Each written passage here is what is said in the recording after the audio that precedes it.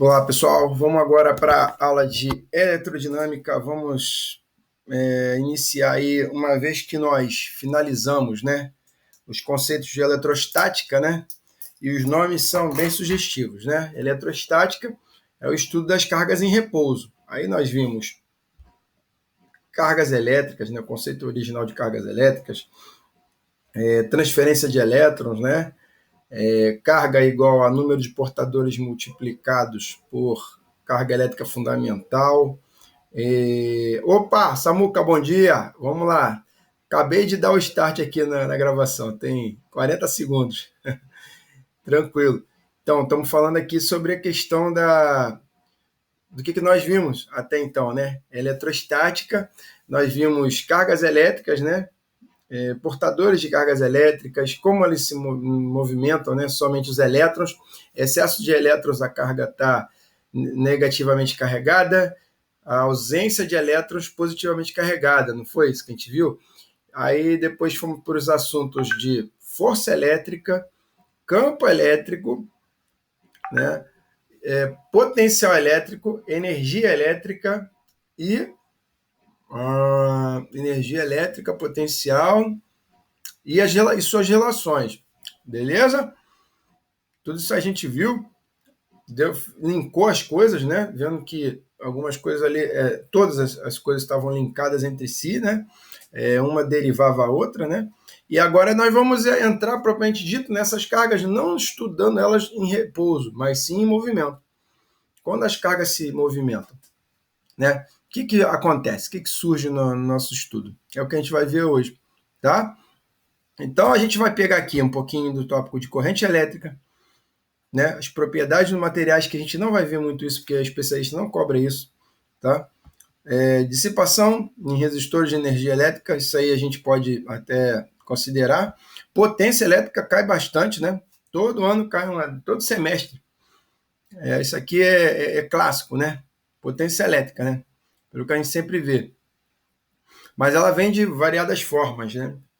E a gente vai tentar ampliar o campo do estudo disso aí. Então, isso aqui é importantíssimo. Potência elétrica parece ser algo que a especialista considera como útil na compreensão da formação de um sargento, entendeu?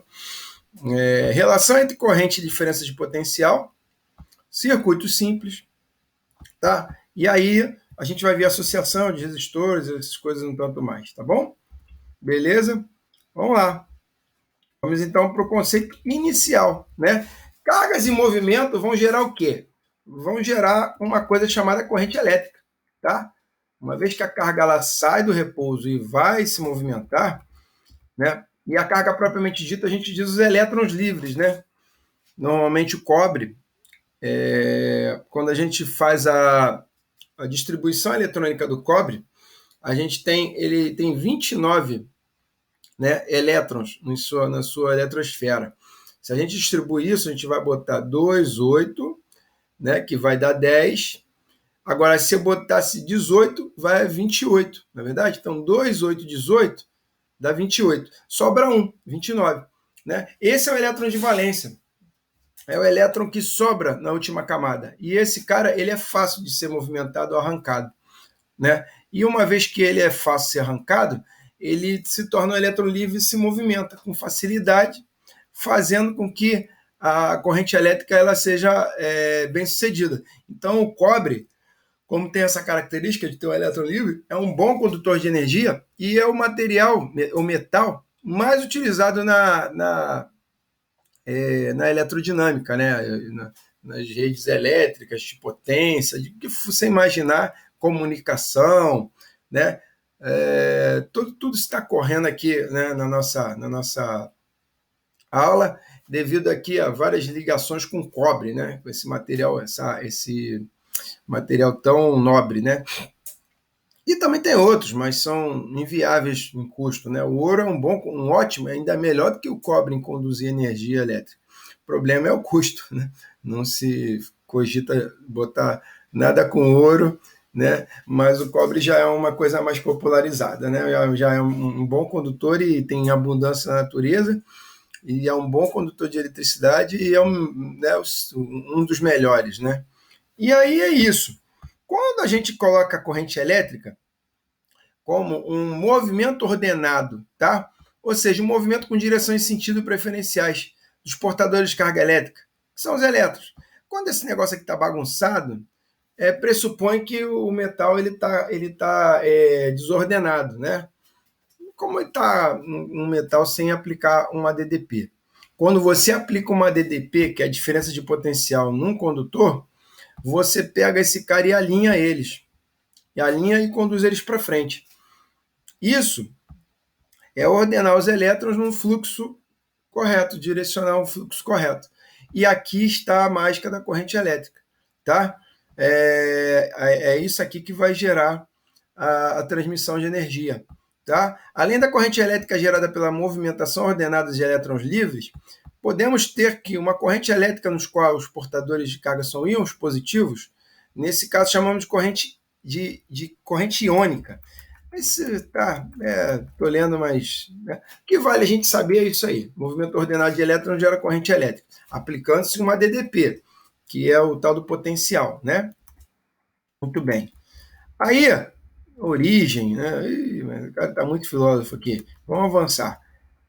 Aqui, isso é importante. A corrente elétrica é provocada por uma diferença de potencial elétrica, abreviadamente DDP, ou tensão elétrica, o que a gente estudou lá na eletrostática, né? Então, aplicar uma DDP, você gera como se fosse um fluxo, um sentido para alinhar e ordenar o elétron a seguir um determinado caminho, tá? É isso que a DDP faz, tá? E aí, ela tem do maior para o menor potencial. Os elétrons vão seguindo o fluxo contrário do maior para o menor potencial, não o contrário. Esse é o sentido real da corrente, do maior, do positivo, para o negativo, para o menor potencial. O contrário, tá, é o sentido convencional da corrente, que às vezes é adotado na especialista também. A gente tem que ver lá o que o cara vai pedir, tá? E nos exercícios a gente vai tentar ver se acha um exercício próximo disso, mas entenda o seguinte, sentido real da corrente, é o que realmente acontece. Vai do maior potencial para o menor, né? E a nossa, como é que eu posso dizer? A nossa analogia sugere isso mesmo, né?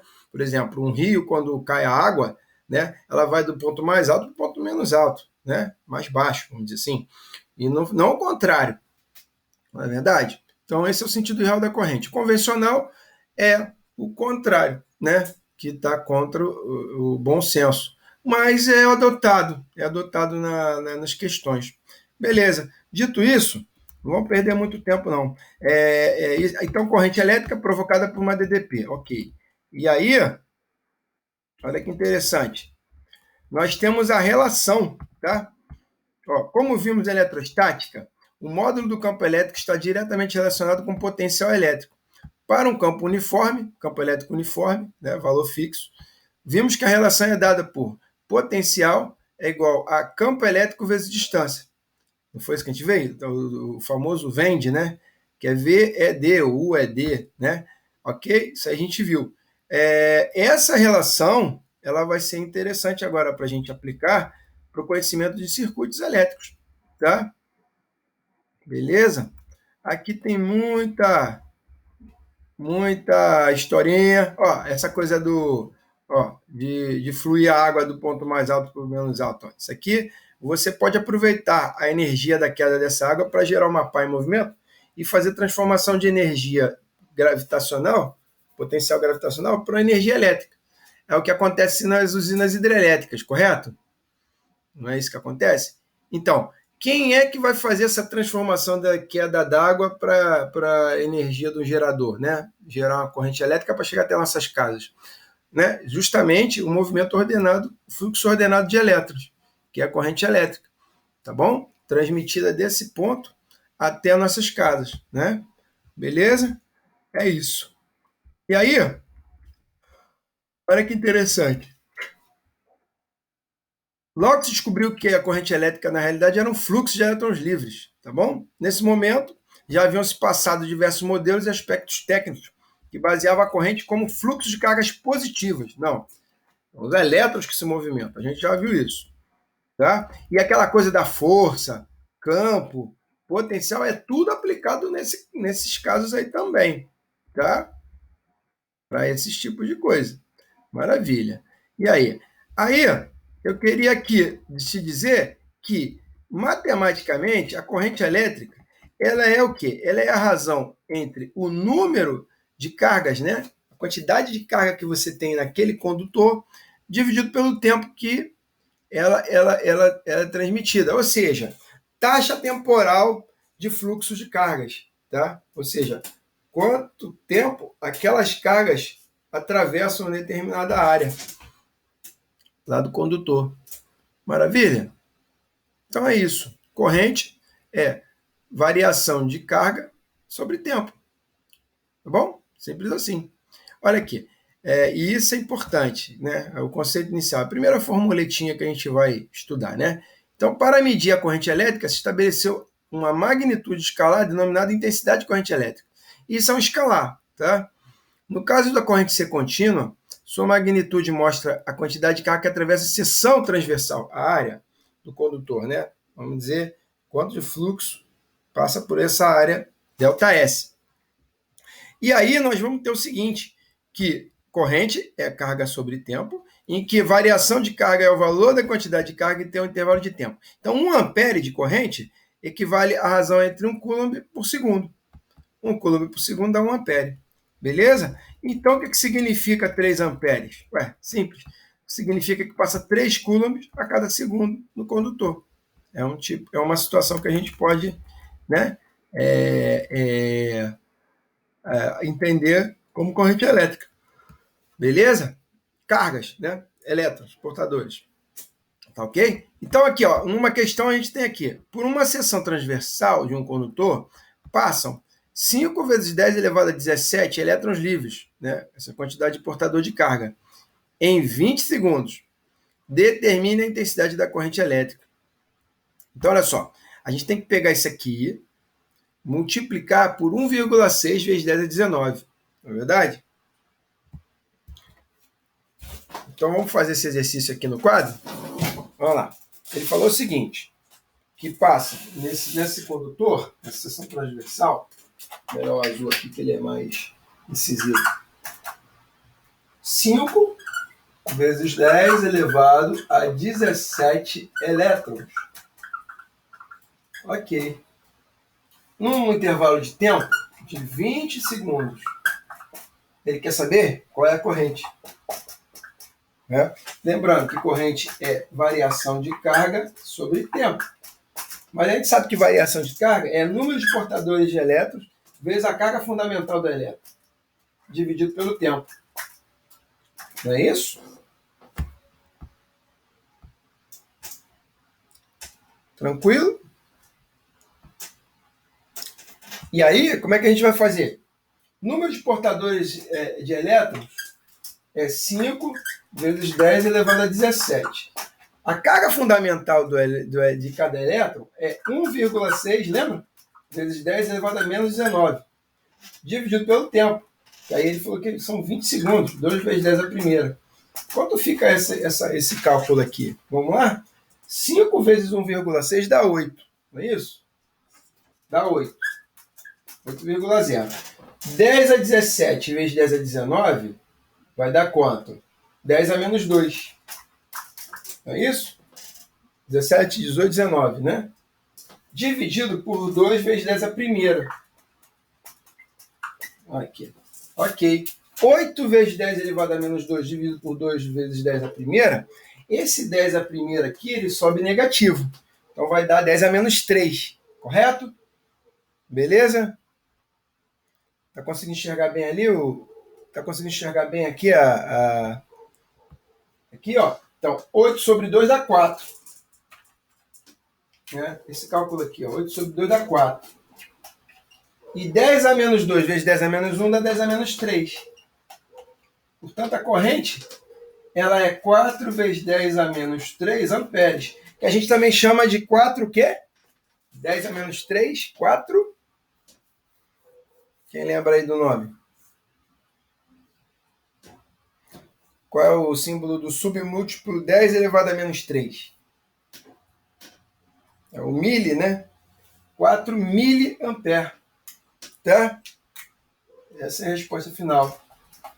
Se cair uma dessa, vai ser bananada pra gente, né? Se Deus quiser. Bem, tá lá. Intensidade da corrente elétrica lá no cronograma, né? É difícil, mas a gente tenta assim mesmo. Tá bom? Então a resposta desse exercício aqui, 4 vezes 10 a menos 3. Show de bola? Tranquilo? Até aí tudo bem, pessoal? Aqui a resposta aqui, perdão. Eu passei batida aqui, só para mostrar para vocês. Aqui. Opa, não estou conseguindo alcançar. Ué, essa barrinha aqui, como é que eu tiro essa barrinha aqui de baixo, pessoal?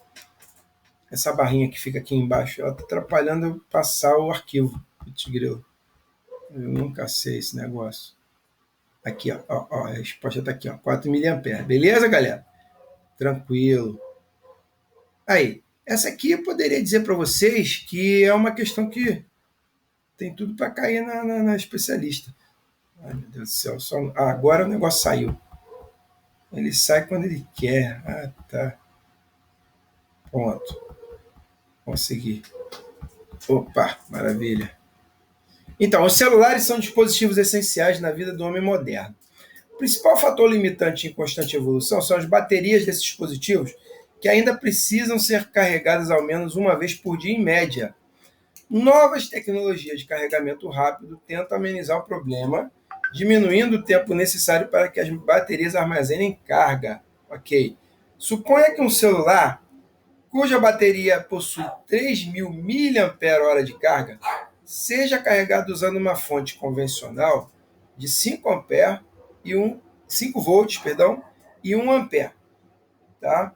Por outro lado, outra versão do mesmo modelo é capaz de ser carregado com 9 volts e 3 amperes, fazendo uso de uma nova fonte de carregamento rápido. O tempo economizado usando a tecnologia de carregamento rápido, no cenário que se vai do zero até 100% de carga ED, aí ele vem falando para a gente aqui como é que essas duas baterias elas são mais eficientes em relação a outra no tempo, correto? Beleza? O que é 3.000 mAh de carga, né? O que significa isso? São 3 vezes 10 a 3, vezes 10 a menos 3, né? Aí fica 3, né? Ampere-hora. Ampere-hora é tempo vezes corrente. Tempo vezes corrente, galera, olha aqui que interessante. Tempo vezes corrente é carga. Não é verdade? Tempo vezes corrente é carga. Então, 3 ampere-hora de carga. Tá? Ok? Usando uma fonte de 5 volts e 1 ampere. Tá? Aí, essa carga aqui você tem a tensão, você tem a corrente. Tá? Aí ele falou o seguinte, que já inventaram um com 9 volts e 3 amperes. Normalmente o que a gente tem aqui, ó, os convencionais são esse aqui mesmo. É desse jeito aqui, ó, 5 volts e 1 ampere. Tá? A gente tem no mercado. Mas aí agora tem os supercarregadores, que vão com 9 volts e 3 amperes. Tá? Aí ele fala qual é o tempo que você vai economizar. Bem, a gente sabe que o tempo está aqui nessa coisa da carga, não é verdade? E aí a gente pode, isolando o tempo, achar a carga de cada um e ver quanto é que vai ser a diferença desse tempo. Bora lá? Vamos fazer isso aí? Vamos fazer junto? Não sei se eu me fiz entender. Se vocês conseguiram pescar aí o que eu falei. Espero que sim. Então vamos lá. O primeiro carregador aí, vamos ver.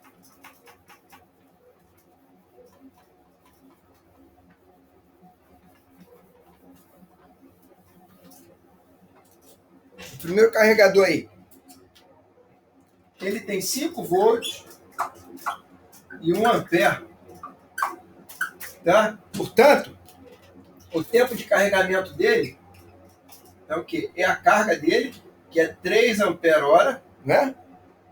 3 ampere-hora, dividido pelo quê?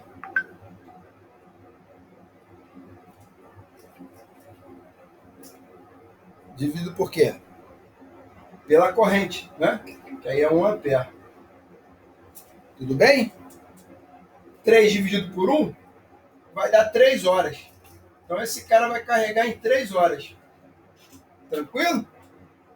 Dúvida até aqui? Porque ó, aqui é ampere hora, aqui é ampere, ampere com ampere fica hora. O primeiro carregador. Então, um carregador convencional de 1 ampere, 5 volts, vai carregar a parada em 3 horas. Agora, esse de 9 volts aqui, 9 volts e 3 amperes. Vamos ver? Vamos ver quanto tempo ele leva. Delta T2, que é um super carregador, vai ser 3 ampere hora, que a gente já sabe, dividido por o quê? 3 amperes. Ele vai levar 1 hora para carregar de 0 a 100%. Tá bom? E com isso, qual vai ser a diferença entre as eficiências dos dois carregadores? Bem, esse cara aqui vai economizar um tempo de carregamento de quase o quê? 2 horas. Porque 3 menos 1 dá 2. Então, 3 horas menos 1 hora dá 2 horas. Então, ele vai economizar 2 horas de tempo carregando. Por isso, ele é um super carregador. E aí, a opção correta aí é a letra C, tá vendo? Entenderam aí direitinho? Show de bola? Ok? Aí, então, beleza. E aí o gráfico corrente vezes tempo, como é que ele é feito? Nosso gráfico corrente vezes tempo é isso aqui, tá? É uma parábola, tá? Ok? Quando nós representamos uma corrente dessa forma, ela surge uma propriedade muito interessante. A área abaixo da curva é numericamente equivalente ao modo da carga que atravessou a seção transversal do condutor. Deixa eu explicar para vocês o que é isso. Ele falou que é o seguinte, se você calcular a área dessa parábola aqui todinha, ó, né, que parece um morro, né? O cálculo desse morrinho verde aqui, ó, você vai encontrar numericamente o valor da carga em Coulomb. Não é verdade?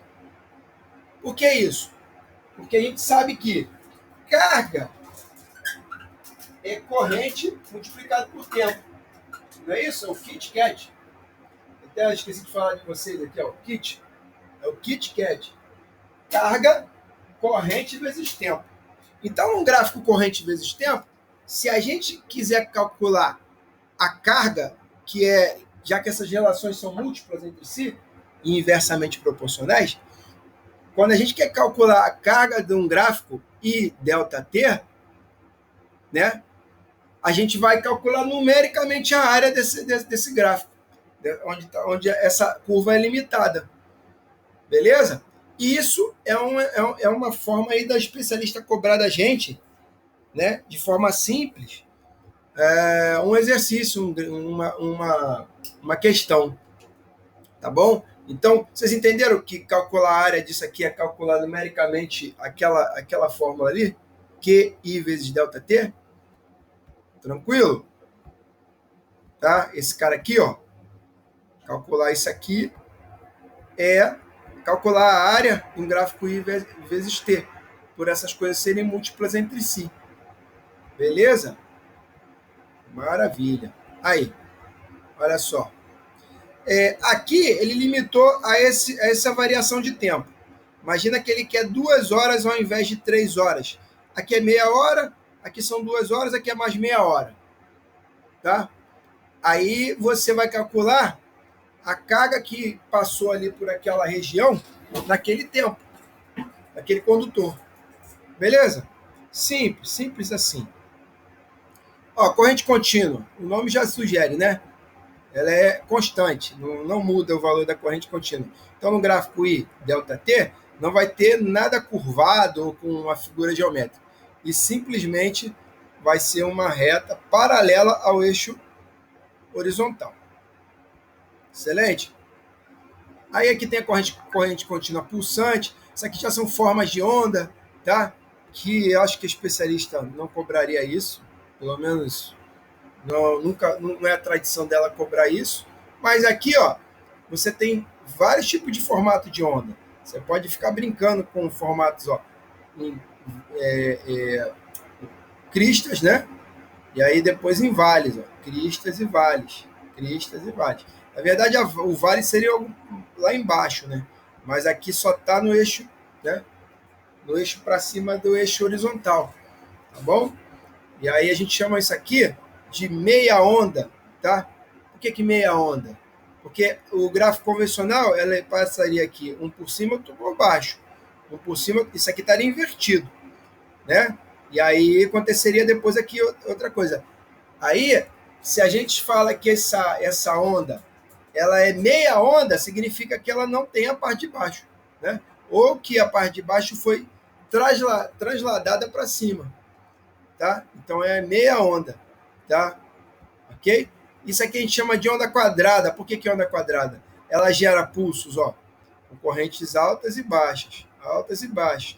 Esse gráfico também existe. E a gente faz esses formatos gráficos através de uma coisa chamada osciloscópio, tá? Muda o formato da onda, né? A função daquela coisa, tá? Não vem ao caso, não vem ao caso, tá? Aí a corrente alternada é essa aqui, ó. Aí essa é a corrente que a gente tem na nossa rede comercial aí, que a gente recebe nas nossas casas, ó. Ok? Belezinha? Maravilha, maravilha. É isso. Então a gente está falando bastante de corrente aqui.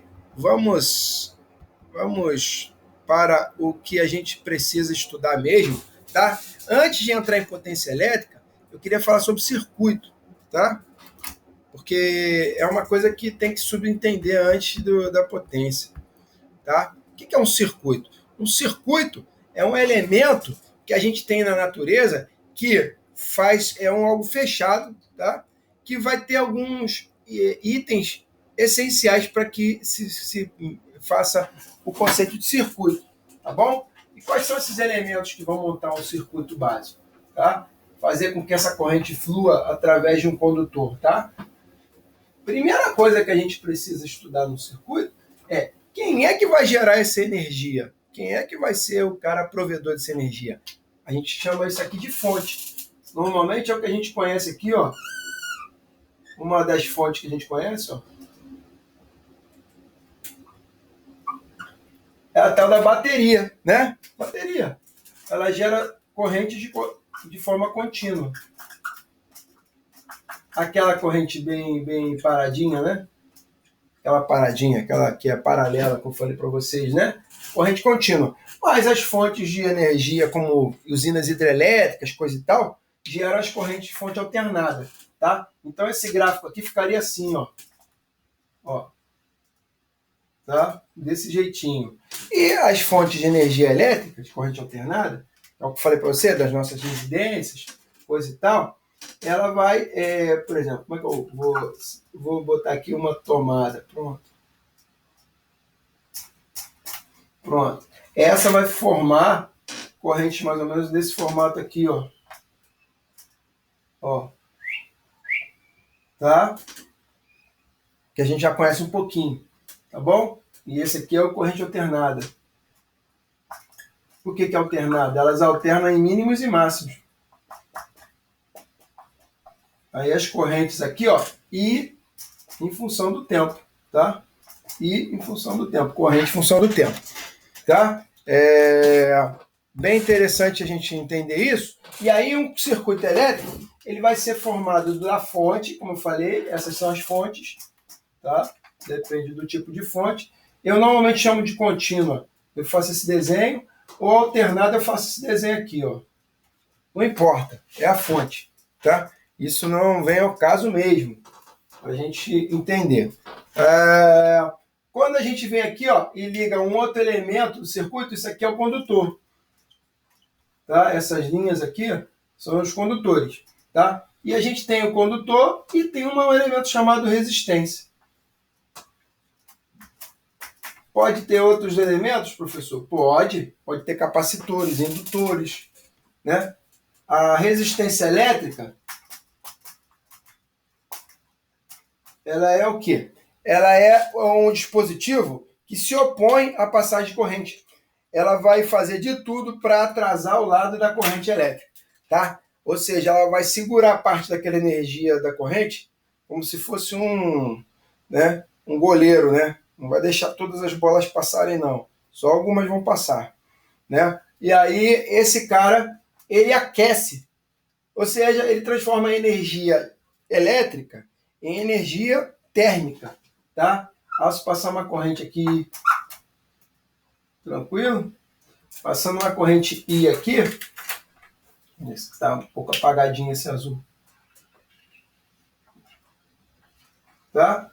Ele vai segurar a parte dessa corrente, e aí vai ter uma queda de tensão, V1, tá? Lembrando que aqui é V. Então vai sair daqui V, vai cair V1 aqui, vai chegar então aqui V menos V1, que é uma tensão menor do que quando saiu. Ficou claro isso? Dúvida, pessoal? Com relação a isso? Corrente elétrica depende do circuito elétrico. O circuito elétrico é isso, quando tem fonte, condutor, resistor, tá? E aí a gente vai ver, se precisar colocar outros elementos, a gente também vai botar. Mas a princípio vamos trabalhar com isso. E aí, perder energia é dissipar energia na forma de potência elétrica, tá? É isso que a gente precisa saber. Então, potência elétrica ela pode ser definida de duas formas. Eu vou botar aqui um slide para a gente enxergar isso melhor. Eu acho mais interessante a gente ver isso por slide do que por aquele texto. Ó. Vamos lá. No nosso cotidiano são várias situações onde o conhecimento da física pode nos ajudar a tomar decisões, né? Escolher uma lâmpada, né? Tomar um banho quente, né? Botar um ventilador para funcionar, não é verdade? Aí, um ferro para passar, coisa e tal. É isso. Aí a potência é o que nessa situação aí que a gente está levantando, né? Quando estudou o conceito de energia na mecânica, a eletricidade, a potência da corrente elétrica, tem o mesmo significado do que a potência da energia mecânica. Então, olha aí. A carga elétrica recebe uma certa quantidade de energia potencial armazenada no campo elétrico, né, no interior do condutor. Estamos falando em termos de eletricidade. Quando a carga elétrica começa a circular pelo condutor, que é a corrente elétrica, ao passar na lâmpada, devido ao efeito Joule, o que é o efeito Joule? É essa coisa de perder energia através de calor, né? Dissipar energia através de calor. A energia potencial elétrica é transformada em calor num determinado intervalo de tempo. Muito bem. Aí, ó, o que é potência elétrica, então? Ela é definida por trabalho realizado por tempo gasto, né? O tempo que se passou. Tá? Trabalho sobre tempo. Potência elétrica. Então, isso aqui é o trabalho realizado, a transformação de energia em joules, e delta até o intervalo de tempo em segundos. Joules por segundo vai gerar uma unidade chamada watt. E essa aí, com certeza, você já ouviu falar em watt, né? É uma lâmpada de 60 watts, né? É a lâmpada que a gente coloca aí na nossa casa. Na verdade, agora essas LEDs são bem baixinhas, né? São 9 watts, 14 watts, né? São muito, muito mais eficientes do que as lâmpadas antigas, né? Correto? É isso. Então, isso significa que a corrente passa por uma lâmpada, tendo uma potência de 40 watts, ela transforma uma quantidade de calor de 40 joules por segundo. É o mesmo efeito, tá? Dissipar 40 joules a cada segundo de energia térmica, por exemplo. No cotidiano, dizemos que a lâmpada opera numa potência de 40 watts ou tem a potência de 40 watts. Tá? Se trabalho lá na eletrostática era carga vezes diferença de potencial, então potência é carga vezes diferença de potencial sobre tempo. Tá? E olha que interessante. Se VA menos VB, a diferença de potencial é o potencial no ponto A menos o ponto B, e I é carga sobre tempo, ó, carga sobre tempo da corrente, isso aqui dá U. Então, potência é igual a tensão, ou DDP, multiplicado por corrente. Ou π, beleza? Ou π, para a corrente constante. Então, simples assim. Esse é o primeiro estudo. A energia sobre tempo deriva o produto da tensão vezes a corrente, que é potência. Show de bola? Então, com isso, vamos fazer uns exercíciozinhos aí? Vamos lá?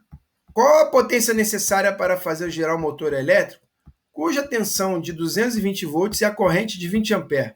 E aí, como é que eu faria isso? Como é que eu faria esse exercício aí? Esse primeiro aí. Quanto que eu tenho que aplicar de potência aí? É só eu pegar esse 220, multiplicar por 20. Vai dar o quê? 4.400 watts, não é isso? Então essa é a potência necessária para fazer girar o motor elétrico. Tá? Simples assim. Só multiplicar tensão vezes corrente. Ó, π, U e I. Tudo bem? Entre as inúmeras recomendações dadas para a economia de energia elétrica em uma residência, destacamos a seguinte: substitua lâmpadas incandescentes por fluorescentes compactas. Agora LED, né? Na época que o cara escreveu era a tal da compacta, fluorescente. Evite usar o chuveiro elétrico com a chave na posição inverno ou quente. Acumule uma quantidade de roupa para ser passada a ferro elétrico de uma só vez. Evite o uso de tomadas múltiplas para ligar vários aparelhos simultaneamente. Né? A característica comum a todas essas recomendações é a proposta de economizar energia através da tentativa de, no dia a dia, reduzir o quê? A potência dos aparelhos, o tempo de utilização dos aparelhos, o consumo de energia elétrica convertida em energia térmica.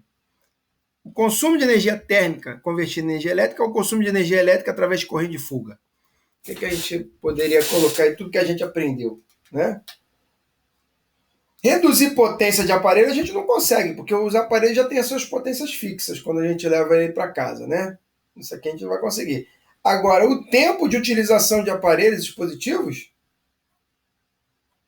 e aí? Isso é interessante? Na verdade, nós vamos utilizar o mesmo tempo, só que a gente vai fazer isso, né, de uma forma mais eficiente, né?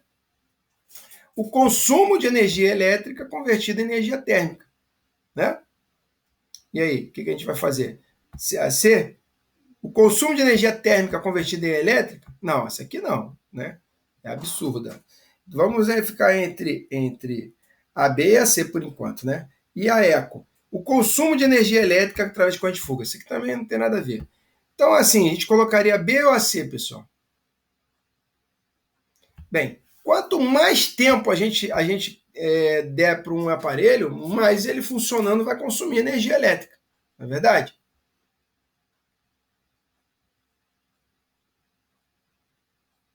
Não é verdade? E o consumo de energia elétrica em térmica também, vai acabar sendo a perda por efeito Joule. Né? Mas não é só essa coisa que se perde. A gente também utiliza para um fim útil que a gente quer, né?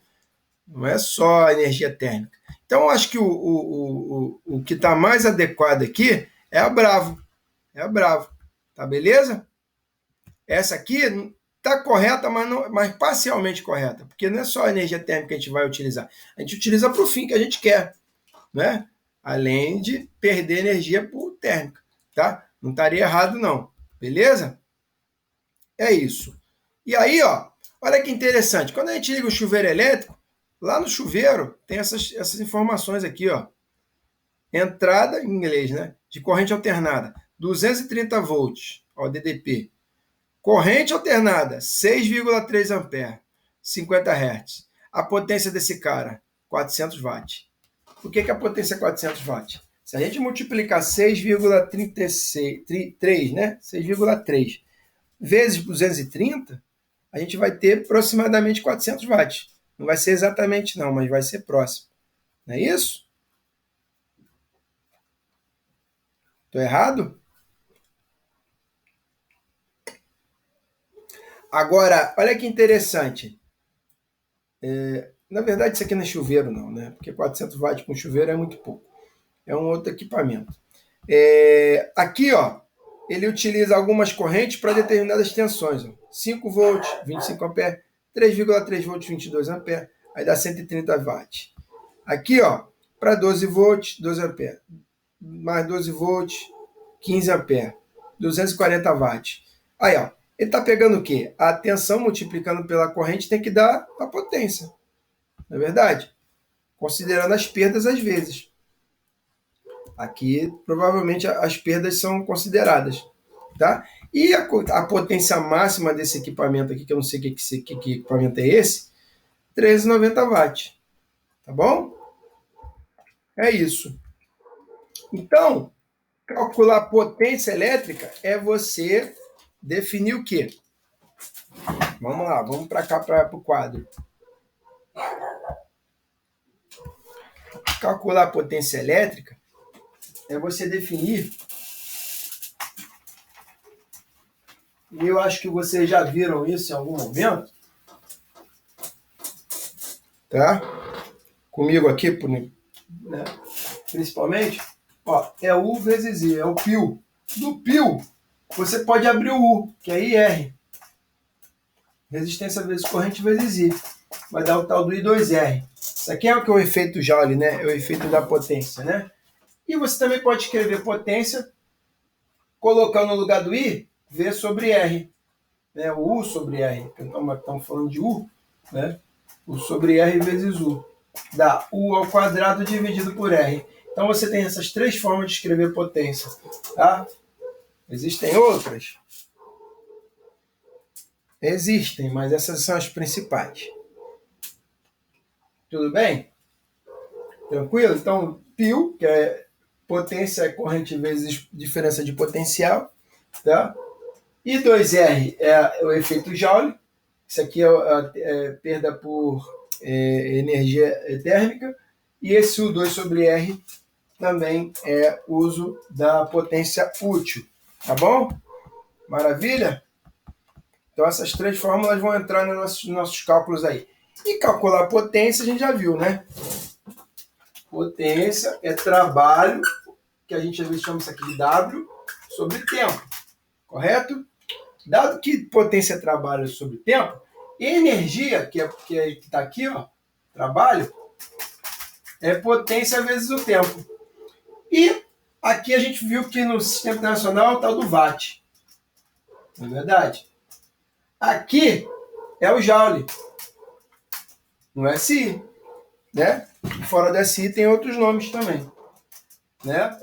Potência multiplicada por tempo da energia. Então, se você se ligar um equipamento e levar um certo tempo para esse equipamento funcionar, ele vai consumir uma energia elétrica. E aí é a conta de energia elétrica das nossas casas é que faz esse cálculo aí. Ah, você ficou 2 horas com o seu chuveiro de 5.500 watts ligado? É só multiplicar o tempo em horas, né, ou minutos, aí depende lá do medidor, vezes a potência que ele consumiu. Aí ele vai falar assim, ó, a cada quilowatt-hora consumida, você tem que pagar X reais. E aí o medidor vai fazer essa leitura de consumo por tempo e te dá lá a leitura, o medidor, o cara que vai lá medir, né? Como é que fala o nome do cara? Não sei bem o nome o cara da Light vai lá, lê o que você consumiu, anota e te manda uma conta de energia elétrica para você pagar. Tá bom? Então é isso. Trabalho é potência vezes tempo, que é energia. Então, potência está em quilowatt e tempo está em hora. Normalmente é utilizado quilowatt-hora. Tá? Quilowatt é 1000 watts. Né? 10 elevado à terceira watt. Hora é hora mesmo. Tá? Então, 1 kWh é traduzido em energia, tempo de energia, 3,6 vezes 10 elevado a sexta joules. Por quê? 1 hora são 3.600 segundos. Não é isso? 3.600 segundos. Tá ok? Aí a gente tem o 10 elevado à terceira aqui. 10 elevado à terceira vezes 3.600 dá 3,6 vezes 10 à sexta. Que é, né? Aqui seria o mega joule, né? O mega, que é o 10 elevado à sexta. Tá bom? 1 kWh são 3,6 megajoules. Beleza, galera? Tudo tranquilo? Aí, olha só que interessante. Pedro mora com mais 3 amigos em uma república. Na tabela abaixo estão listados os aparelhos elétricos existentes na casa e horas de uso em média por cada aparelho. Para calcular o gasto mensal de energia elétrica em kWh, você deve adotar o seguinte procedimento. Considerar o mês com 30 dias. Completar a tabela calculando o gasto total no mês kWh cada item. Qual é o aparelho que mais consome energia elétrica na República? Com exceção do chuveiro, todos os demais aparelhos funcionam em 120 volts. Tá? Qual é a total da intensidade da corrente elétrica? Qual a intensidade da corrente elétrica que atravessa o chuveiro quando em funcionamento? Tá? Vou pegar aqui algumas questões e não vamos calcular tudo não, tá ligado? Vamos, por exemplo, pegar aqui o consumo do chuveiro, que ele está falando. Ó. Consumo do chuveiro. Qual é o total gasto em mês em quilowatt-hora do chuveiro elétrico aqui, nesses 30 dias do mês?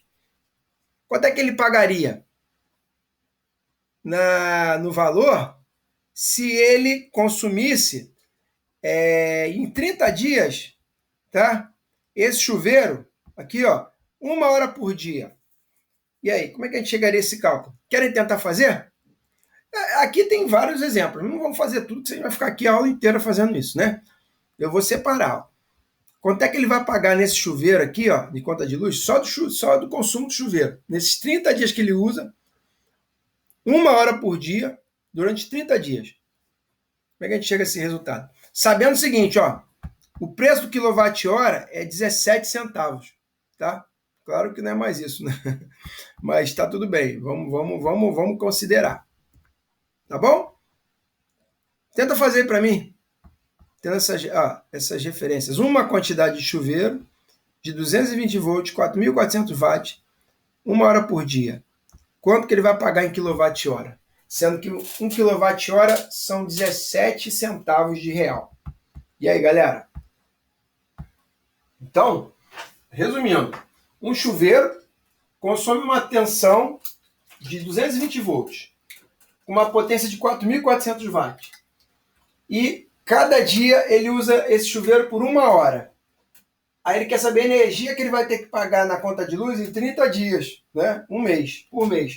Sabendo que 1 kWh vale 17 centavos. Eu vou pegar a energia, é potência vezes o tempo. Quilowatt-hora, tem que ser em quilowatt-hora. Transformo o watt para quilowatt. Então, 4.400 watts, 4,4 kW. Tá? A hora, 30 dias em 1 hora por dia, são 30 horas que ele consumiu no mês. Então, a conta de luz pegou os 30 dias e o relógio deu para ele o seguinte, que ele consumiu 4,4 kWh em 30 horas. Quilowatt-hora deu 132 kWh.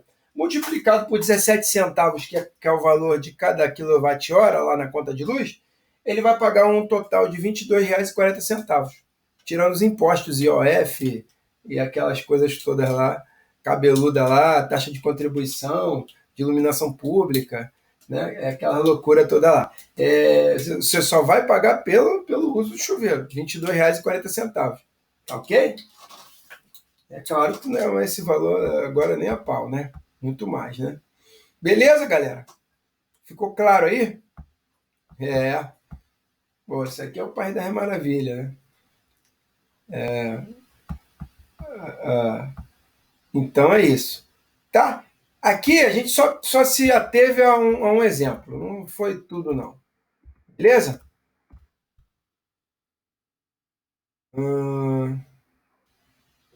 Aqui tem outro exemplo.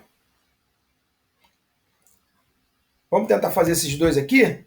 O que vocês acham? Para ficar mais fera? É parecido com o que a gente fez, então vai dar vocês vão conseguir desenrolar aí. Dá um levante. Posso dar um tempo para vocês fazerem? Aí tem as opções, tá? Então vamos lá. Um chefe de família levantou. A potência do chuveiro P ele é de 2.400 watts, correto? O tempo médio, ΔT, 10 minutos. Que é conveniente para a gente colocar em hora, porque o resultado vai dar em quilowatt-hora, não é verdade? Vai dar em quilowatt-hora. Então, 10 minutos são quantos quilowatts-hora? Né? E aí, quanto é que dá em quilowatt-hora 10 minutos? Em hora, na verdade, né? 1/6 de hora. Por quê? Se você souber que 10 minutos é a sexta parte de 60 minutos, né? Sexta parte, então esse valor vai ser 1/6 de hora. Concordam comigo? Só fazer uma regrinha de 3 simples. Por exemplo, se em 1 hora tem 60 minutos, né? 10 minutos, X. Aí vai dar 1/6. Não é verdade? Beleza? E aí o número de banhos por dia. Na verdade, por já tá não. Por dia são 4. E o preço do quilowatt-hora? Quanto é que é o custo do quilowatt-hora? Ele falou que vale 20 centavos. Muito bem, muito bem. Quanto é que ele gasta de energia elétrica, considerando que o mês tem 30 dias, né? Um mês, 30 dias. Vamos lá. 2.400 watts são quantos quilowatt-hora? Só andar 3 casas para a esquerda, não é isso? 1, 2, 3. 2,4 kWh. Beleza, galera? 2,4 kWh. Os 10 minutos já virou um sexto de hora, né? Então, o consumo mensal dele quantos banhos por dia esse cara toma? 4. Em 30 dias ele vai tomar 120 banhos. Não é isso? E esses ciclos vão se repetir, né, em cada consumo aqui. Não é verdade?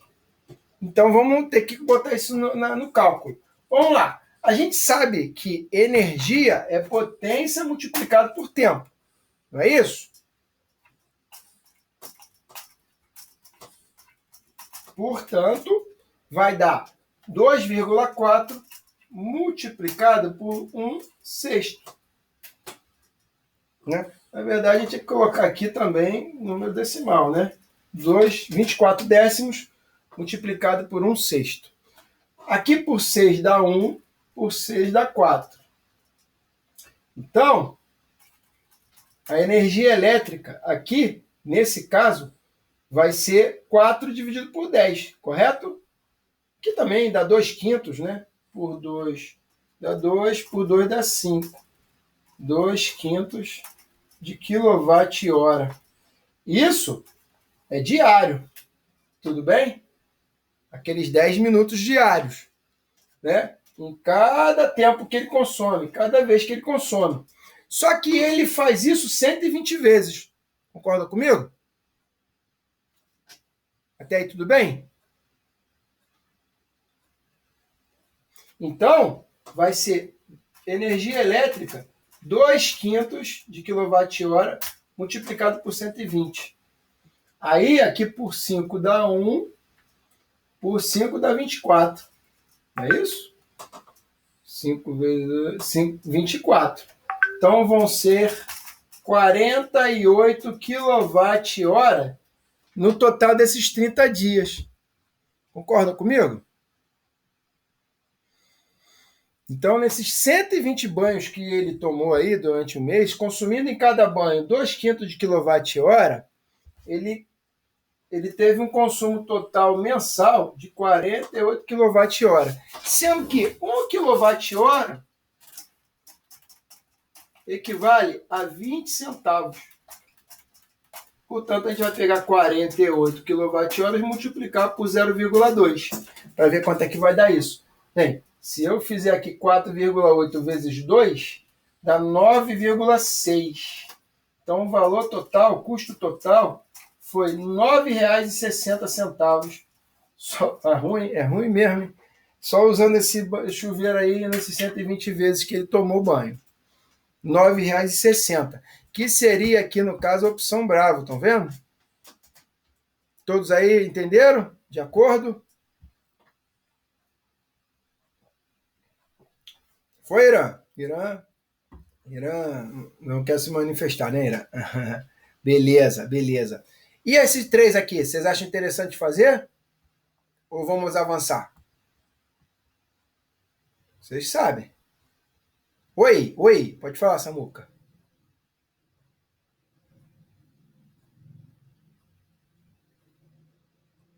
Pode falar, querido. Pois não? Pode tirar uma foto do quadro e mandar lá no grupo depois. Fazer isso agora. Faz isso agora. Peraí. A minha letra não é mais bonita, né?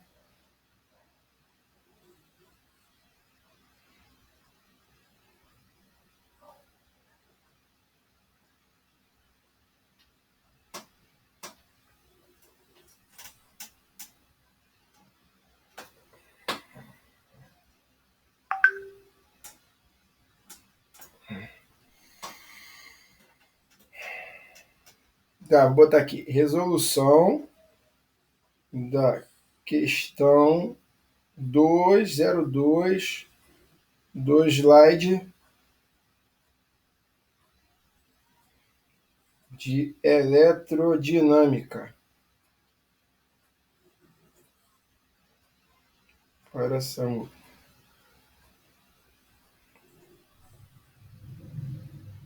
Foi? Já mandei lá, meu irmão. Mandei. Show. Maravilha. E aí? Querem que eu faça isso aqui para a gente avançar logo? Ou avança a matéria? Vocês sabem. Quer desenrolar isso aqui para dar uma consolidada a mais no conceito? Vamos lá então. Vamos fazer a 3 aí. Uma plaqueta presa a um aparelho elétrico indica 840 watts, 120 volts. Supondo que seja ligado corretamente, o valor da corrente que o atravessa e o valor da energia elétrica que consome por hora será respectivamente de... Vamos lá.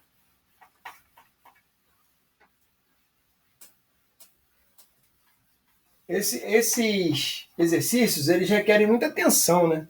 Porque aí tem muito detalhezinho de tantos dias, tantas horas por dia, então tu tem que concatenar as ideias mesmo, né? Tem que ficar ligado, que é meio complicado. Se errar um detalhe aí, já era. A potência P desse aparelho eletrônico indica 840 watts e a tensão U, 120 volts. Muito bem. O valor da corrente que atravessa e o valor da energia elétrica que ele consome. Que é essas duas informações. Tendo potência e tensão, dá para se calcular tudo isso? Vamos ver? Bem, qual é a relação entre potência e corrente, né? É o quê? A gente já viu que é o π, né? Não é isso? Portanto, I é igual a P dividido por U. P vale 840, aqui é simples, né? U vale 120. 84 dividido por 2 dá 7,0 ampere. 7 ampere, tá? Aí a gente já pode eliminar a alfa e a bravo, né? Só vai ter a delta e a Charlie, né? Correto? Agora vamos ver a energia que ele consome.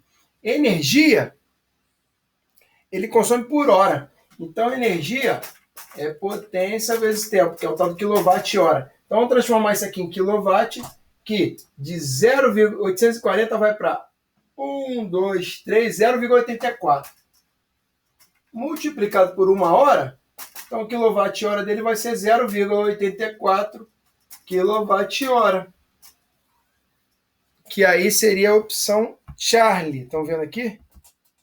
Opa, não pode clicar. Aqui, ó. 7 amperes e 0,84 kWh. Câmbio? Ficou claro aí, pessoal?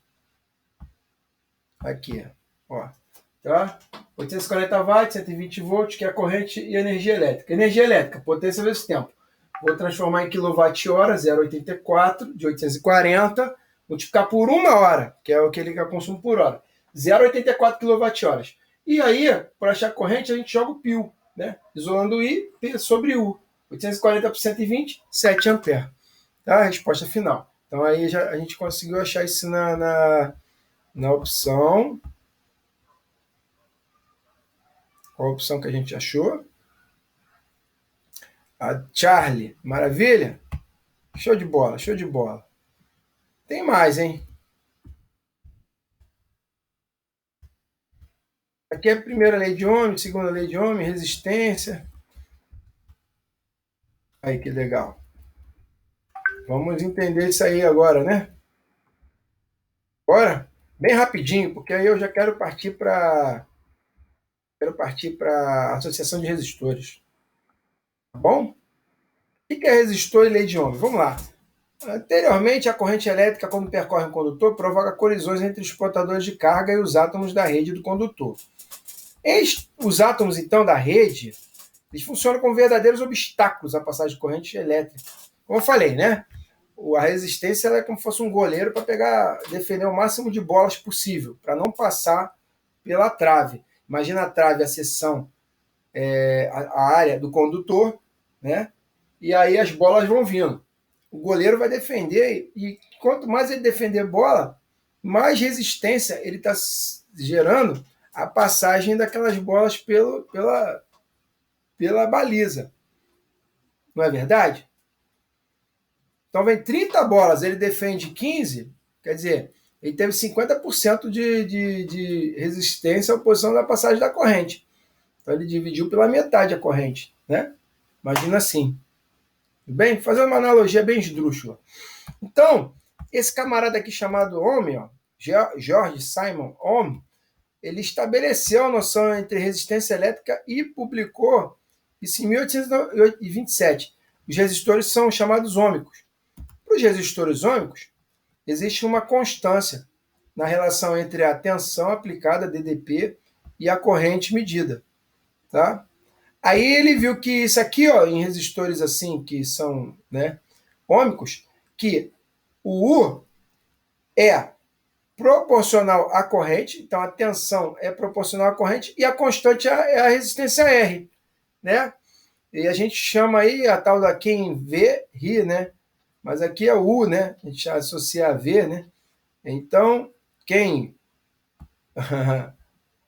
utiliza ri, né? Ou quem urge, ou quem unifica, ri, sei lá, vocês façam a analogia de vocês aí, tá bom?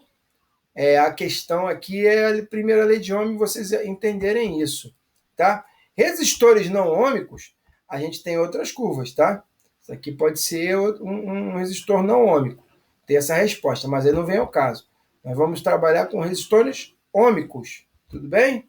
Que é esse gráfico ali, ó, as constantes. Primeira função do primeiro grau, né?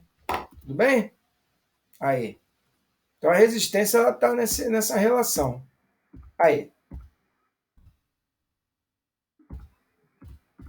E aí, ó, os resistores são esses componentezinhos aí, ó, feitos normalmente de um material por dentro chamado de carvão, né? Onde a corrente passa por ali e parte dela é o quê? Obstruída.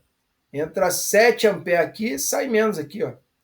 Sai bem menos. Na verdade, a corrente vai ser a mesma. O que vai perder é a potência. E esse cara vai aquecer. Por quê? Ele freou parte desses elétrons que estavam passando aqui e não deixou passar. Então, isso aqui foi consumido aqui mesmo. Virou calor. Tá? Olha aí. E esses bichinhos aqui coloridos são os códigos de cores. Cada código de cor vai oferecer uma resistência em ohm.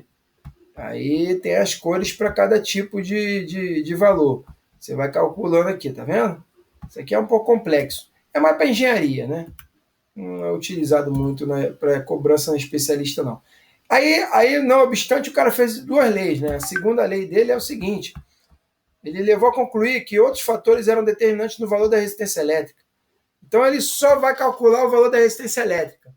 Olha só, ele viu que ela é diretamente proporcional ao comprimento do condutor, ou seja, quanto mais longo o condutor, mais oposição ele vai ter. Por quê? Porque o cobre ele não é um condutor perfeito, correto? Não é um condutor perfeito. Então ele vai ter perdas, normal, né? Durante o seu decorrer. Agora, se eu aumentar esse negócio indefinidamente, o que vai acontecer com a resistência? Vai aumentar. Normalmente, a gente, para cada metro, a gente tem uma perda de 0,8 volt de tensão na corrente alternada. Por quê?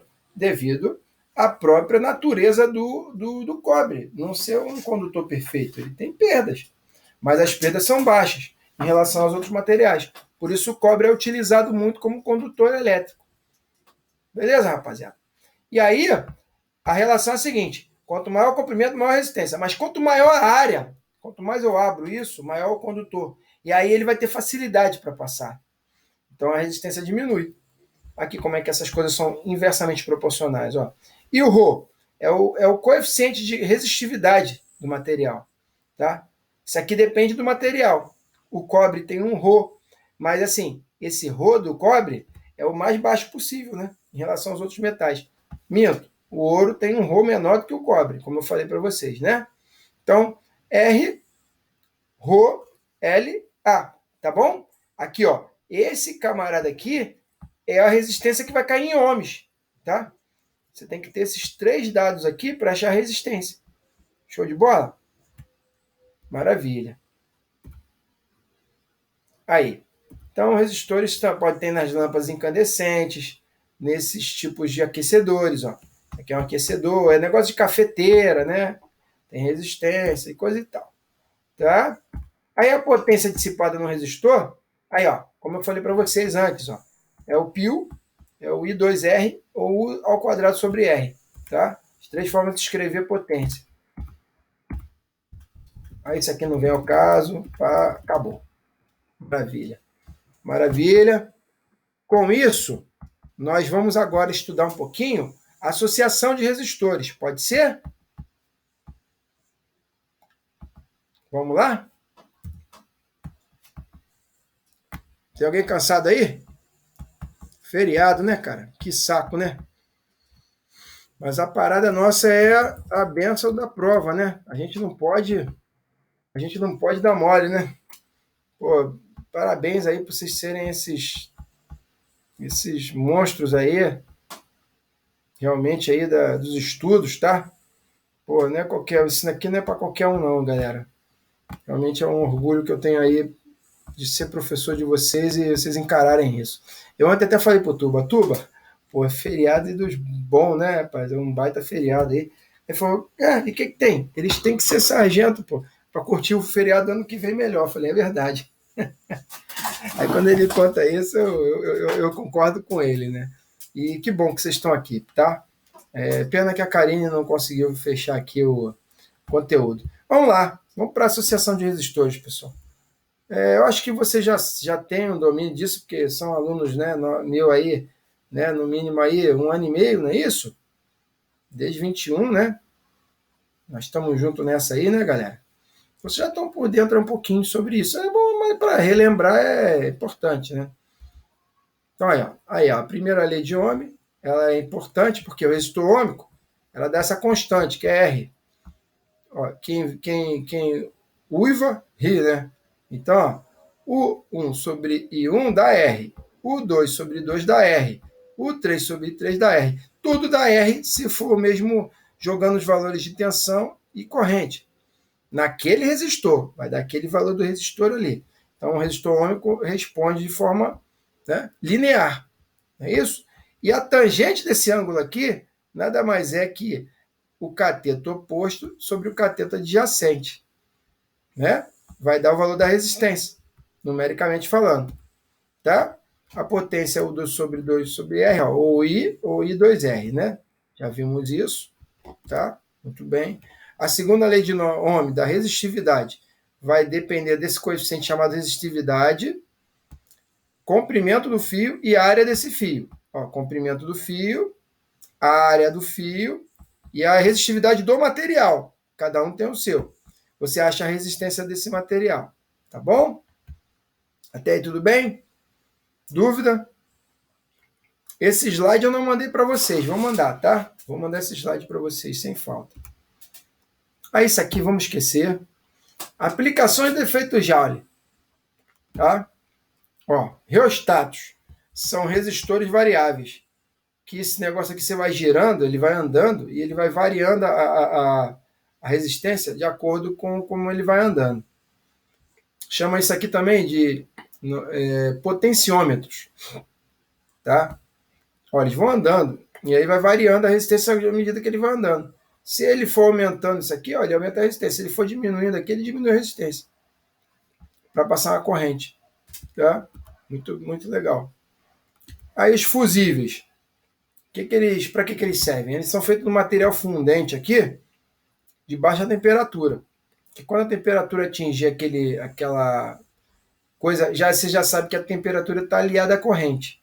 Quanto maior a temperatura, maior a corrente. Então, se corrente muito alta, geram grandes temperaturas. E aí, se chegar no limite que foi projetado aqui, isso aqui estoura. Buf! Por quê? Funde, né? É um material de estanho, não é muito... Esse material ele é um pouco frágil. Então, mas depende da corrente. Se aqui tem que passar 3 amperes, a gente tem que projetar um fusível com um elo fusível, o nome disso, né, próximo de 3 amperes para fundir. Aí ele não vai deixar o circuito queimar, né, tudo que estiver dentro dele. Né? Normalmente, nos circuitos elétricos, a primeira coisa que você tem na entrada das placas dos circuitos elétricos são esses caras aqui, ó, fusíveis, que não vão deixar com que a corrente venha destruir a placa. Ela não vai aguentar uma corrente muito alta, fora do que ela está projetada, por muito tempo.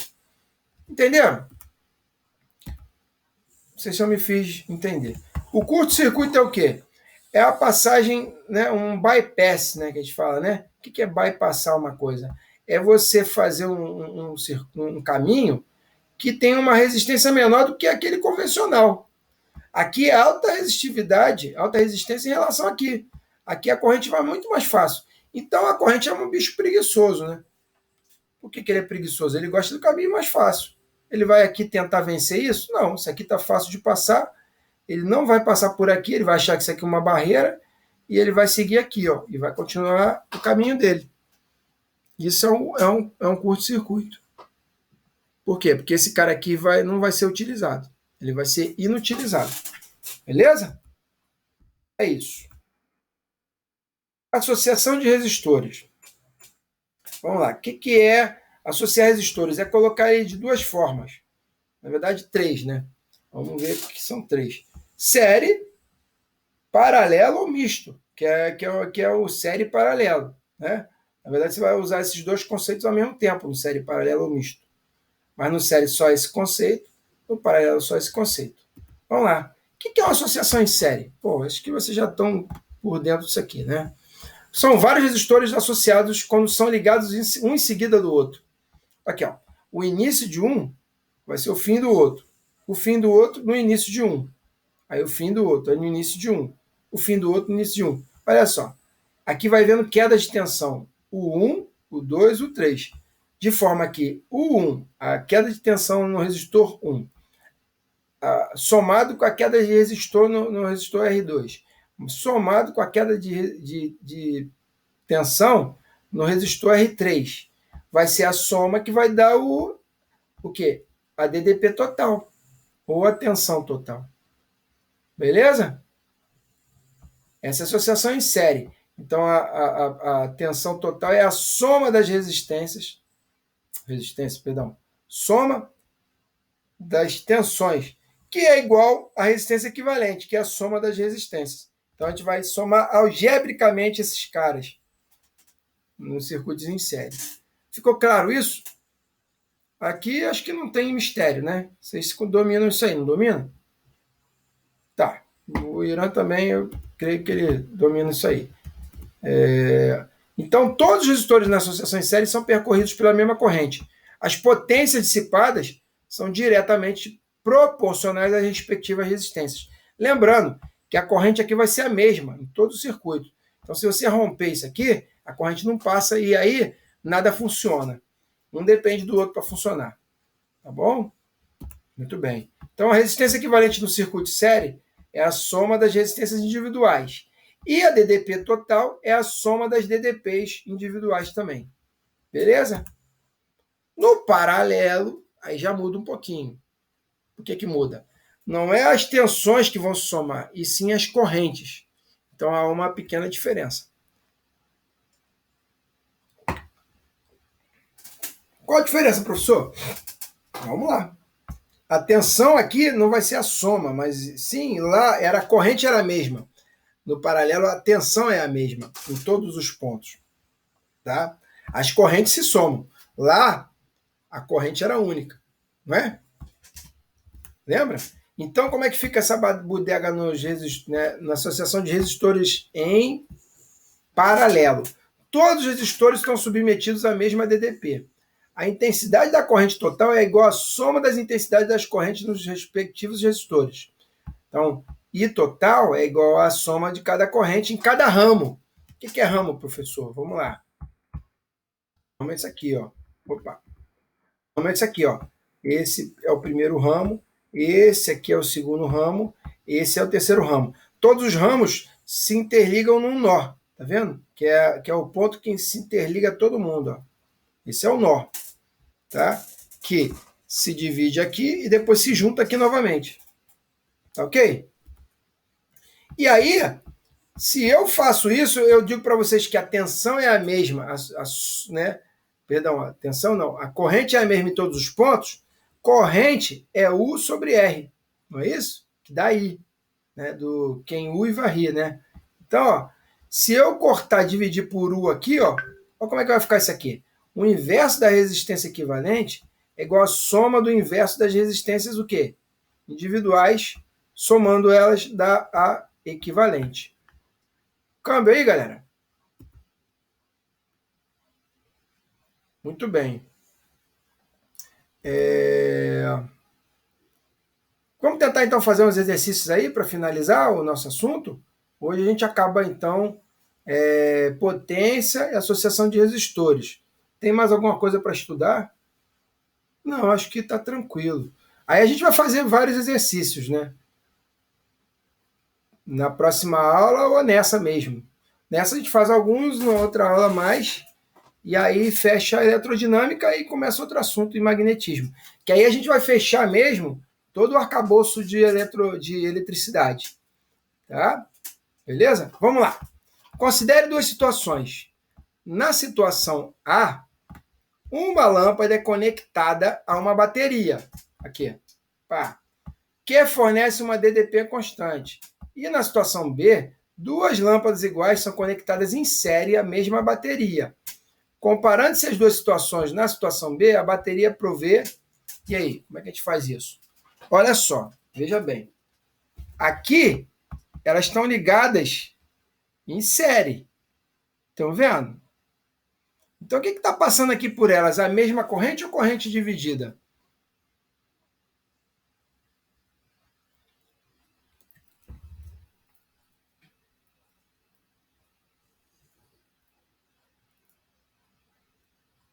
A mesma corrente. Para a gente ter o mesmo brilho característico de cada lâmpada, nós temos que ter a mesma corrente. Entendeu? Se ela é ligada em série e passa a mesma corrente, vai ter o mesmo brilho. Né? Ok? Mas aqui, por sinal, são duas resistências. Ó. Então você vai ter duas quedas de tensão. Correto? Mas em relação a brilho, ela vai ser a mesma. Então, a bateria vai prover o que para essa lâmpada? Mesma luminosidade, maior intensidade de corrente, menor intensidade de corrente, maior luminosidade ou menor tensão. E aí, o que vai acontecer aqui?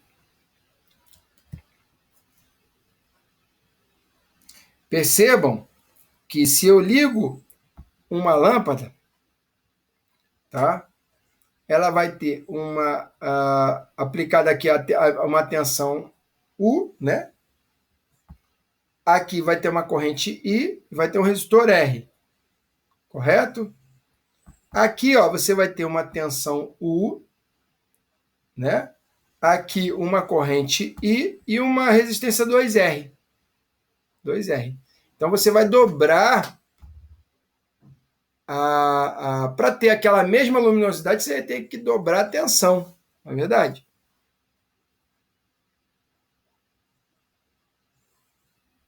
Sim ou não? Vamos lá, deixa eu explicar para vocês. Ó. A bateria. Vamos lá. Então, eu tenho que desenhar para vocês entenderem. É um pouco de pegadinha essa questão aí. Ó. O que acontece? Eu tenho uma bateria aqui. Caneta eu vou ter que. Acabou a tinta?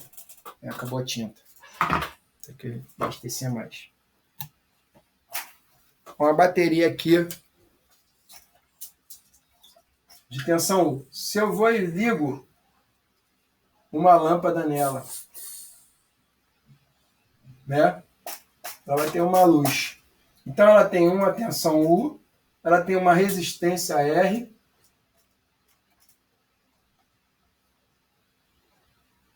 né? E uma corrente I. Ok. Aqui eu vou pegar essa mesma bateria U, não muda essa, mas vou ligar duas lâmpadas em série.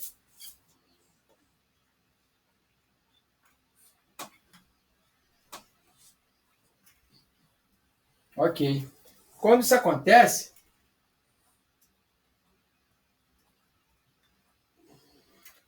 aí ele quer saber, o brilho vai ser maior ou menor? Vamos lá. Para uma tensão U que eu apliquei, eu vou ter uma corrente I com 2R de resistência, que é a mesma lâmpada. Portanto, a tensão que eu tenho que dar é 2 vezes IR, né? Que é 2 vezes U.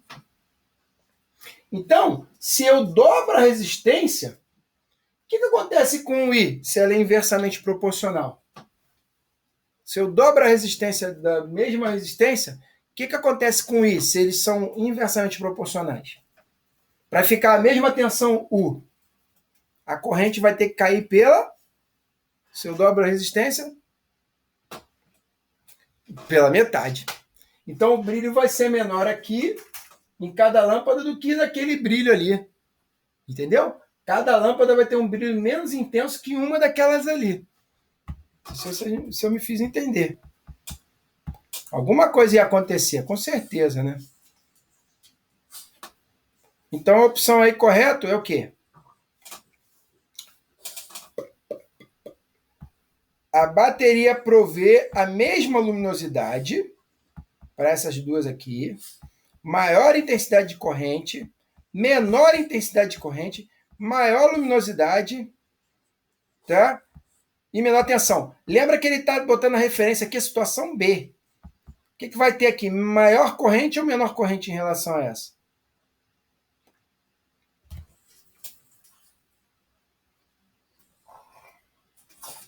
A gente falou que a corrente ia cair pela metade. Então, é maior intensidade de corrente ou menor intensidade de corrente? Menor. Então, a opção Charlie. Câmbio? Maravilha, maravilha. Duas lâmpadas incandescentes cuja tensão nominal é de 110 volts, sendo uma de 20 watts e outra de 100 watts, são ligadas em série, em uma fonte de 220 volts. Conclui-se que... E aí, quer tentar fazer isso aí? Ótimo. Tenta aí. Irã, manda brasa aí também. Tenta fazer aí, meu campeão. Opa. Acho que eu tirar aqui. Botei de volta.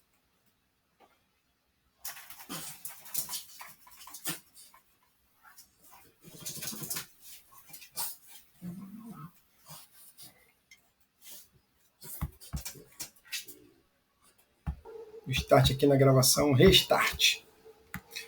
Duas lâmpadas incandescentes, cuja tensão nominal é de 110 volts, sendo uma de 20 watts e outra de 100 watts, são ligadas em série, em uma fonte de 220 volts. Conclui-se que... vamos lá, vamos ver o que vai acontecer nessa brincadeira aí, né? Brilho está associado à corrente, tá? Quanto maior a corrente, maior o brilho. Vamos lá. A tensão nominal das lâmpadas é de 110 volts. Isso aqui tem uma mãe, hein? Não foi entregue assim de bandeja, não, hein? Vamos lá. Aqui, ó, a primeira é 20 watts, 110 volts. Aqui, a outra é de 100 watts, 110 volts. Tá? Só que é o seguinte, elas foram ligadas em série numa fonte de 220, sendo que elas são de 110. Né? Aí, cara, isso dá um problema, porque você vai dobrar a tensão numa coisa que está projetada para uma coisa bem menor. Obviamente, isso aqui vai estourar, queimar, vai queimar. Mas antes de queimar, vamos ver o que vai acontecer. Na verdade, já tem a resposta aí, né? Mas vamos calcular essas respostas aqui, ó. Quanto que seria a resistência desse negócio aqui, galera? Da lâmpada 1, R1. Vamos lá. R1 seria V1, 110, dividido por 20, que é P, né? Por quê? Vamos lá. Só a gente lembrar a relação entre potência, DDP e resistência. Como é que dava essa coisa? Ó, potência era o quadrado da tensão sobre R. Lembra? Então aqui, ó, 110 ao quadrado sobre 20. Concorda comigo? Concorda comigo? Certo. Então, ó, a primeira a gente vai achar. Não. Eu estou falando de potência. Quero saber de resistência. Ao contrário, tá? Desculpa. Desculpa. Aqui é o contrário, tá, minha galera? Aqui. Resistência é igual ao quadrado da tensão sobre a potência. Agora sim. 110 ao quadrado vai dar 110 vezes 110 sobre 20. Corta um zero com zero. Vai dar 110 vezes 11 dividido por 2. Aqui dá 55, né? Então a resistência vai ser 55 vezes 11. 55 vezes 10 dá 550. É isso? Aí que você falou. 55 vezes 11 dá 605 ohms. 605 ohms. Tá certinho. Certinho. Tá? Aí, a resistência 2 vai ser 100 ao quadrado, né? Não, 110, perdão. 110 ao quadrado dividido por 100. Aí é mole, é 11 vezes 11. Aí corta um zero do 110 e outro zero do outro 110. Que vai dar 121 ohms. Então aqui 605 ohms, aqui 121 ohms. Correto? Tranquilo? Tô certinho? Essa caneta tá um pouco apagada, né? Tá um pouquinho apagada, não tá? Aí é o seguinte. Quem tem maior resistência se opõe mais à passagem de corrente. Quem tem menor resistência não se opõe tanto à resistência. Então, quem é que brilha mais aqui, Samuca? Quem que brilha mais, a R2 ou a R1? Comparado uma a outra. A R2 brilha mais, porque ela tem uma menor resistência, ela deixa passar mais corrente. Isso aí. É isso que eu quero que você perceba para, se a questão vier de uma forma diferente dessa, você sacar, tá? Então, as duas lâmpadas cederão com brilho normal? Não. Por que não cederão com brilho normal? Porque está o dobro da tensão. Se tivesse ligado em 110 mesmo, aí ela acenderia com brilho normal. Mas não é o caso. Está errado isso aqui. B. A lâmpada de 20 watts apresentará um brilho acima do normal. Bem, sim, se eu ligar 220 volts aqui, eu vou dobrar embaixo. Não é isso? Não, minto. Vou quadruplicar em cima, né? Quadruplicar. Então a resistência vai aumentar. Se ali é 4 vezes mais, vai aumentar tem que aumentar 4 vezes mais. E aí você vai jogar uma resistência 4 vezes maior, vai queimar, vai fundir. Né? Exatamente como a Bravo está falando aqui. A lâmpada de 20 watts apresentará um brilho acima do normal, ela vai brilhar intensamente, depois ela, pluf, que ela não vai aguentar. O quanto de tensão que vai aplicar nela. Tá bom? Então a Bravo está correta. A lâmpada de 100 watts fornecerá um brilho mais intenso que a de 20 watts. E aí, verdadeiro ou falso? A de 100 watts vai oferecer um brilho maior, mais intenso que a de 20. Verdadeiro ou falso?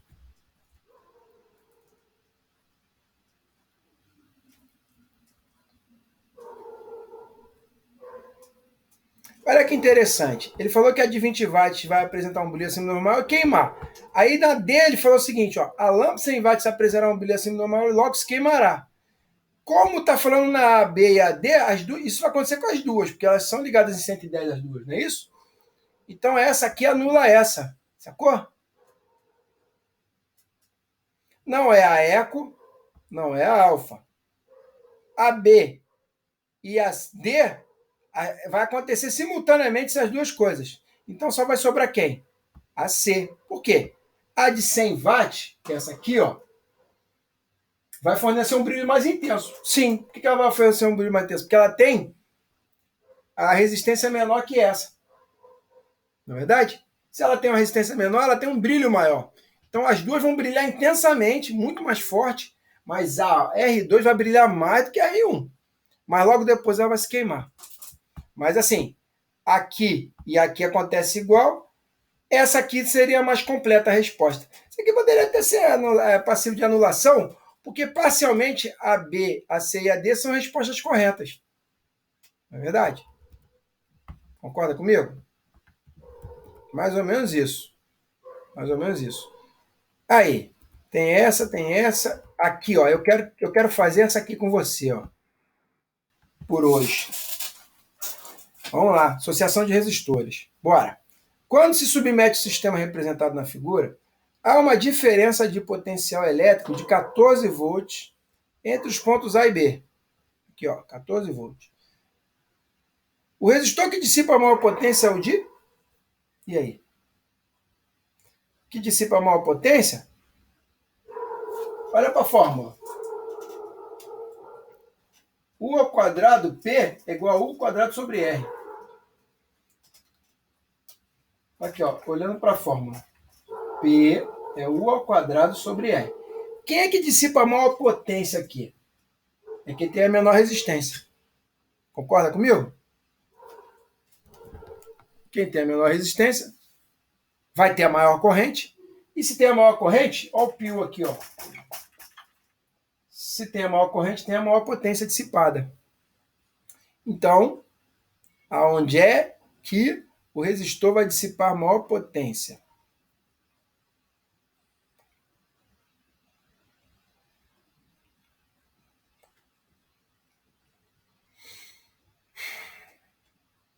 De um ohm? É isso aí. Beleza? Difícil essa?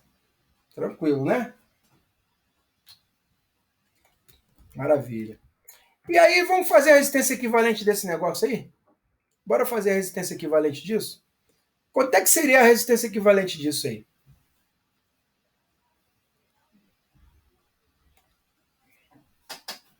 A resposta a gente já deu, mas aí eu vim com uma outra resposta aí, uma outra pergunta, na verdade.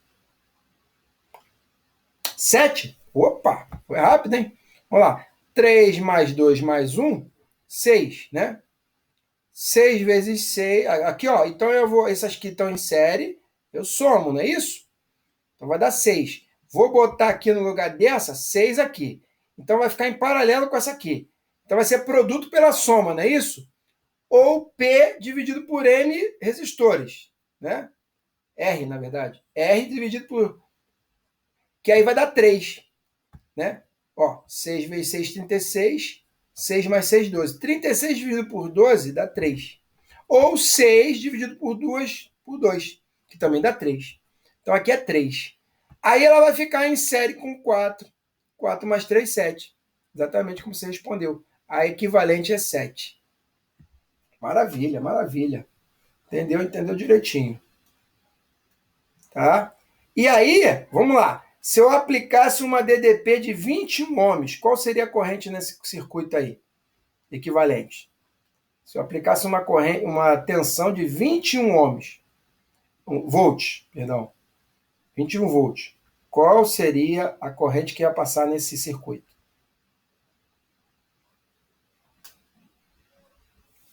Apliquei 21 volts. E aí? 3 amperes. 21 de V sobre 7, que dá 3. Maravilha, maravilha. Entendeu direitinho, entendeu direitinho. Para complicar mais um pouco. E a potência dissipada total? Vamos lá. É o π. Você já tem U, você já tem I. A corrente é o quê? É 3, a resistência, e 2R, né?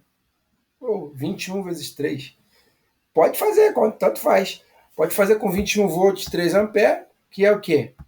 Tensão e corrente, que é o π, E aí dá quanto? 21 volts de tensão, 3 amperes de corrente, 21 vezes 3, 63, né? Ampere. Não, minto, desculpa. Já tem todas as relações, né? Já tem todas as relações. É. Não, tem tudo. Não precisa, vou te dar a corrente, mas você já calculou a corrente. Pô, 3 amperes. Não tem como calcular. Já tem tensão, já tem corrente, já tem potência. Com 21 seria 63. Isso aí. Isso, exatamente. Valeu, meu querido? Então aqui, ó, por hoje a gente acaba.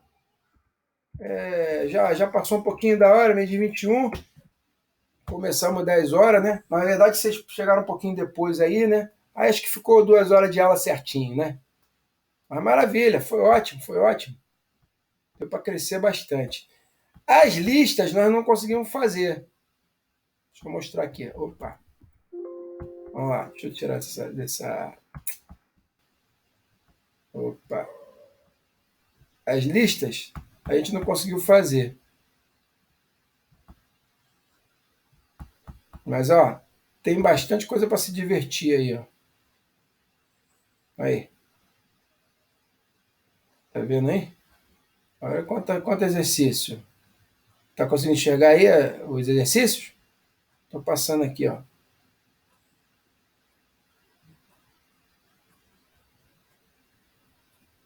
Um universo de exercício. Se você fizer só essa lista aqui, já tá suficiente.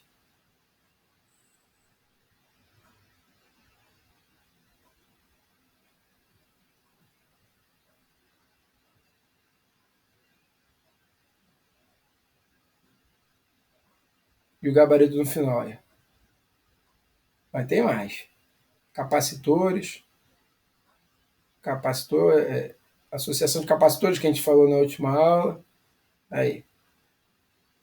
Segunda lei de Ohm. Ó.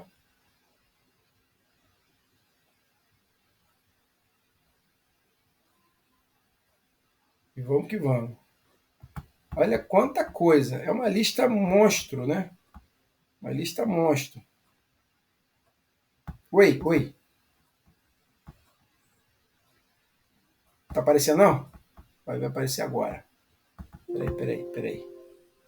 É verdade. Não puxei aqui. Demora. Ó, olha a lista que eu mandei para vocês. Uma só, hein? Da Falcon.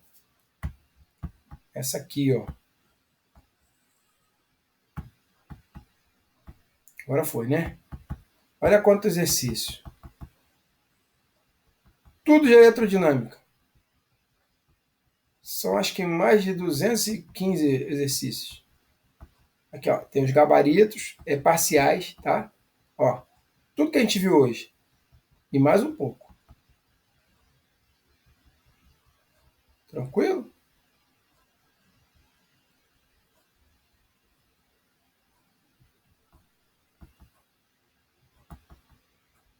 Aí, ó. Maravilha. Pô, cara, tenta fazer essa lista. Lei das malhas, eu acho que cai sim. A gente tem que pegar uma. Estuda a lei de Kirchhoff, né? Você fala que lei de Kirchhoff, para tensão e corrente. No edital está escrito lá, lei de Kirchhoff. Se tiver escrito, a gente tem que estudar a lei de Kirchhoff.